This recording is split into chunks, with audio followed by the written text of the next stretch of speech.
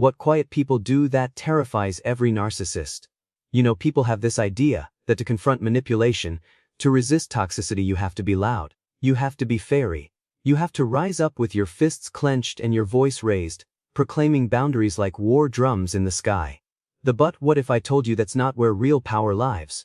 Because sometimes, oftentimes, the most potent, the most unnerving force in the room isn't noise. It's not chaos, it's stillness. See, narcissists, they thrive on reaction. They are chaos addicts, emotionally cannibalistic in the sense that your attention, your outrage, your heartbreak, is the fuel that keeps their broken identity afloat. They don't just want to be seen, they want to be worshipped or feared. And when you refuse to participate in that little ritual, when you remove your gaze, your emotional currency, your very self from the altar, they collapse. And I don't say that lightly. They disintegrate.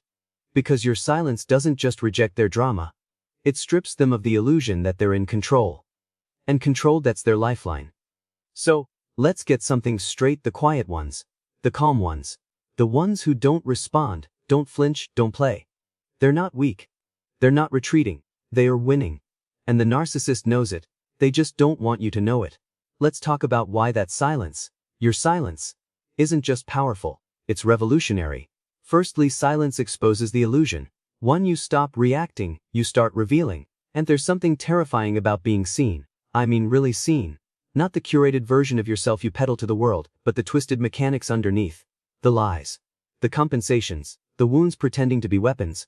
And that's exactly what happens when a narcissist meets someone who is quiet, not passive, not weak, still. Watching, listening, not to respond, but to understand. Because while everyone else is caught up in the narcissist's performance, the charm, the charisma, the sob story, the sparkling mask, the quiet person sees the glitch in the program. The micro-expression that doesn't match the words. The overcompensated praise that feels off. The stories that don't align. And the narcissist knows it. That's why they hate silence. Because silence sees. When you don't react, they can't predict. When you don't speak, they don't know what landed and what didn't. And so they spiral. Because you're not validating the persona they've spent years fabricating. It's a bit like that old proverb. The truth is like a lion. The faven, you don't have to defend it. Let it loose, it will defend itself. Your silence is that lion. It doesn't argue with the narcissist. It simply reveals that the emperor has no clothes. You become the mirror they can't look into. Because you're not distorted by their illusions. They only in, and once they realize you see through them, it's not a battle anymore. It's over. Second, silence breaks the script. The silence says, I won't play the part you wrote for me. A narcissist doesn't live in reality. They live in a play. A carefully written, tightly directed psychological drama where they hold the script and cast the roles. And in their mind, you're not a person. You're a prop. You're a reaction machine. Push this, get that. Twist here, they scream. Pull there, they chase. But what happens when the actor walks off stage? What happens when you sit there, unfazed and say nothing? They unravel. Because the entire mechanism, their manipulation, is built on feedback. They don't just want power, they need confirmation that the power is working. They need you to respond. To validate their role as director of your emotions. But silence. Silence introduces uncertainty. And uncertainty is intolerable for someone who has replaced genuine identity with control. It's like watching a magician realize the rabbit's not in the hat. Because for once, the trick didn't work. You're no longer playing the fool. You're not improvising. You're not even there in the scene they imagined. And that is how control dies. Not with a scream, not with a slam, but with a gaze of and no response. Third, silence is starvation to a narcissist. Attention is their oxygen. Silence is your power.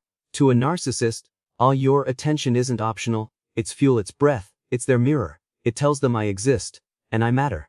But more dangerously, it tells them, if I control what you feel. It's important to understand this, the narcissist doesn't distinguish between positive and negative energy. Love, hate, anger, a desperation, it's all food. It all says, you still orbit me. That's why they bait you. That's why they push buttons, recycle inside jokes, send cryptic messages. Because if they can get you to flinch, they still have you. But when you go silent, truly silent, you're not just ignoring them. You're cutting the wire. No jabs. No vague story post soaked in pain. Just nothing. And nothing is unbearable, because nothing is freedom. In that absence, they begin to dissolve. No reflection, no reaction, just the terrifying void of their own unprocessed self. And they'll do anything to claw back into your emotional field. Because if you don't care anymore, If you're no longer addicted to the push-pull chaos, then they're no one. And that's a kind of psychological death they weren't built to survive. So starve them, not out of revenge, not out of cruelty, but out of clarity. Your silence says, I am no longer available for manipulation. And that sentence, they though never spoken, is louder than any scream they've ever provoked. Fourth, quiet confidence overpowers loud insecurity. Calm isn't the absence of power. It's proof of it. There's a kind of power that doesn't announce itself. It doesn't need a microphone. It doesn't chase applause. It simply walks in, rooted, resolute, unshaken. And that's precisely what narcissists can't compute, because their entire ego structure is a noisy compensation. It's the adolescent cry of someone who never developed a stable self. So they mock, they exaggerate, they inflate it, trying to manufacture the respect they've never truly earned. But you don't need to perform. You don't need to retaliate. You sit in silence, eyes steady, spine straight, and it terrifies them. Because now they're face to face with someone who doesn't require their validation. Someone who doesn't flinch under critique or shrink under manipulation. Someone who doesn't play the superiority game because they've already won it by not playing. And that's the thing, the narcissist has power only over those who believe they need it. When you stop needing anything from them, approval, apology, recognition, you take back the throne they never deserved to sit on. It reminds me of what Viktor Frankl once said. Everything can be taken from a man but one thing, the last of the human freedoms, to choose one's attitude in any given set of circumstances. But that's what your silence is. It's not weakness. It's your final freedom. And no narcissist can touch it. Fifth, boundaries in silence are unbreakable. A silent boundary is louder than 1,000 explanations. We live in a culture that glorifies performance. That equates strength with shouting. That mistakes articulation for power. But boundaries, real boundaries, aren't always spoken. They're felt. And when they're held in silence, they're immovable. A narcissist thrives on negotiation. They love to debate, to dissect your words, to twist logic into a pretzel of self-justification. They want the chance to wear you down, to lure you back in through fatigue disguised as conversation. But when you stop talking, when you stop justifying your needs, stop over-explaining your pain, stop arguing your humanity, they lose their grip. Because silence is final, it's not an invitation, it's a conclusion. And the narcissist can't spin a conclusion. They can't monologue their way back into your mind if you've already left the room. You didn't slam the door, you didn't make a scene. You simply disappeared, and in that vanishing act, you broke the cycle. No more lines to read, no more audience to perform for. The nervous just silence, and in that silence you reclaim something precious, your right to peace without permission. 6. Silence is a strategy, not a weakness. Stillness is not surrender. It's positioning. There's a profound misinterpretation in the modern world about quiet people. That they're timid, afraid, unsure. But true silence, the kind we're talking about here, is not rooted in fear. It's forged in fire. It's the silence of someone who has already screamed into the void and realized the void doesn't deserve another word. It's strategy.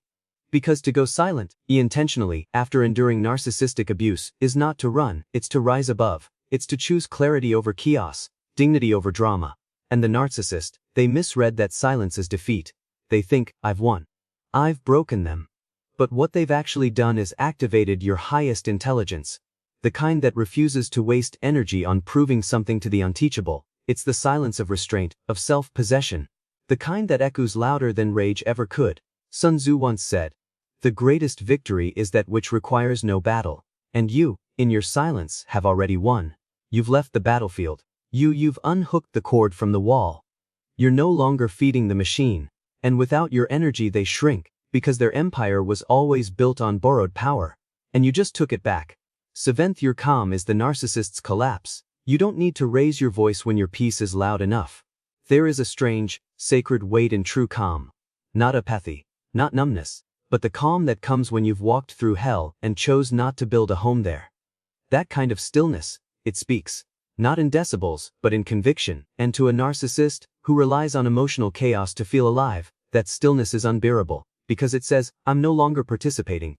It says, I'm healed enough to stop needing your wound to explain mine. And that cuts deeper than any insult ever could. See, they can fake love. They can fake pain. They can even fake humility. But what they can't fake is peace. They can't mimic authenticity. They can't manufacture inner stillness. They end when you show up with both quiet, unshakable. They fall apart. Not because you attacked, but because you didn't. You just stopped performing. And the moment you stopped, the mirror shattered, the illusion dissolved, and what was left was something they'd spent a lifetime avoiding themselves. And that's the thing about calm, and it doesn't just protect you. It exposes them. So don't underestimate it. Hold it like a sacred fire. Let it light your way. Let it cleanse the noise. Because in that calm you've become the one thing a narcissist can never be: free. So what do you do when the world demands noise, but your soul seeks silence? You hold the line. Because your silence, it isn't passive, it's not weakness, it's not avoidance. It's a declaration. It's the quiet architecture of a mind that's no longer willing to rent out space to chaos. And that is strength most people will never understand. You see, either when you've suffered under manipulation, when you've been toyed with, gaslit, dismissed, there comes a moment when talking becomes futile, and that's when silence becomes sacred. It's your exodus, your emancipation, your refusal to be reduced. The narcissist feeds on attention, but you've cut the power. They need your confusion, and you've chosen clarity. They expect a war, and you gave them peace. And that peace is what sets you apart. So let the world keep screaming. Let them play their games. You've chosen something deeper. Something rare. You've chosen yourself. If this message struck a chord, really hit you, then don't let it fade. Subscribe, like the video, drop your thoughts in the comments. I read everyone. And keep this momentum going by watching the next video. You're not alone in this fight. And remember, your calm is revolution.